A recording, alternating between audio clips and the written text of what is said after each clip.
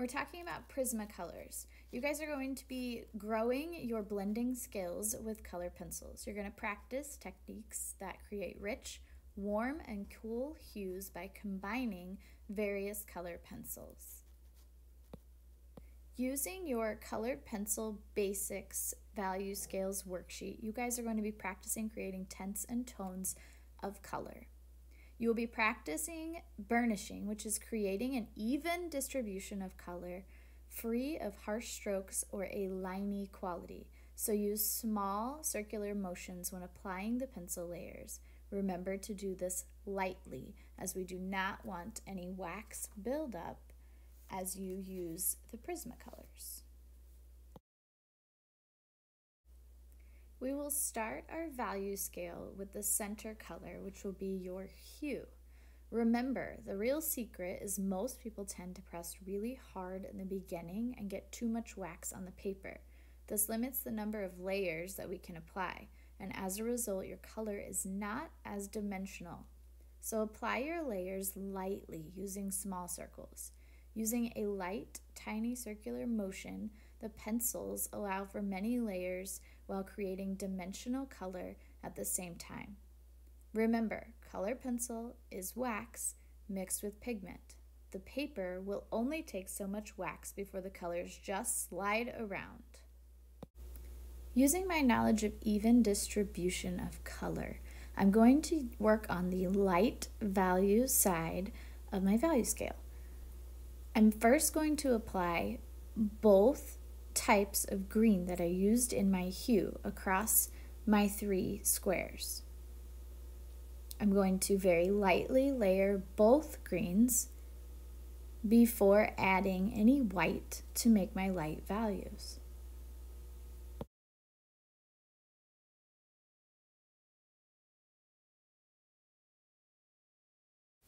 I'm now ready to add white to create a light value. So understand that white tends to make the hue very milky, so use it in light layers when applying it to your hues. This will avoid the milky, chalky appearance.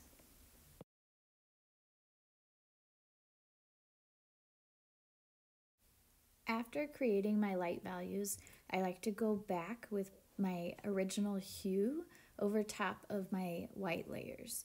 This helps just add a little extra bit of dimension. For this next section, we are going to talk about how to make a color richer. When working with any hue to create a richer, more dimensional color, we must use the analogous colors and the lighter values of the hue. The analogous colors are colors that come from the color wheel. They are generally in groups of 3 that are touching. For example, on either side of yellow, you're going to have yellow, orange, and yellow, green. On either side of blue, you're going to have blue, violet, or blue, green, and so on. For example, if you were working on a red apple, consider the midtones in the apple and add oranges and yellows in with the red.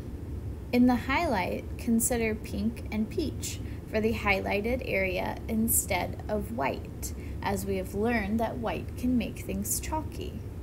And sometimes we want to create a more dimensional and richer color. Now let's get back to our discussion about the value scale. So in the background, I've been laying in some colors. Refer again to your color pencil value scales sheet. So to make a dark value of any color, the secret with color pencil is to not use black, but instead to make a hue darker, we use cool darks. For example, dark green, indigo blue, blue violet, or violet. These colors act as a foundation underneath and in between the local color or the original hue that you are working towards. As I just mentioned, when making dark values of any color, we are going to avoid using black. Instead, we are going to make black. We are going to mix blue violet, violet, dark green, indigo blue, and occasionally Tuscan red. You can always add some other cool darks to achieve variety of blacks in Prismacolors, but this is a foolproof method for achieving chromatic blacks in the images that you are working with.